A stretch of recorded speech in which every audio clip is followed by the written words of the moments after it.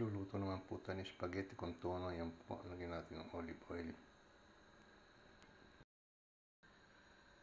Kulog po natin bawang yan. Yan po, mapula na ang bawang. Bulog natin ang tomato. Yan po.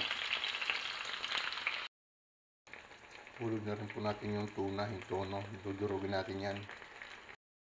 Yan po, durugin natin yung tono. Lagyan natin po siya ng paminta. Ng asin po. Yan.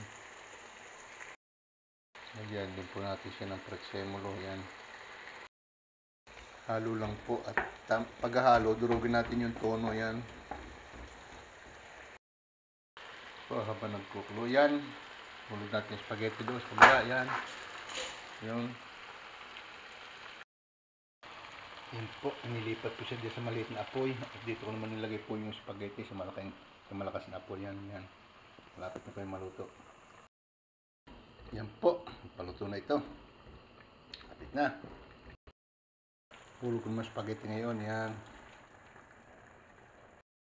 Halo lang po itong aking spaghetti con tono.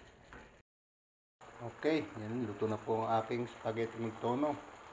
Yan po. Yan nga po, piniprepare ko dahil si Patrick lang po magbabaon sa amin. Si Amore daw ay makakauwi ng bahay kaya si Patrick lang yan.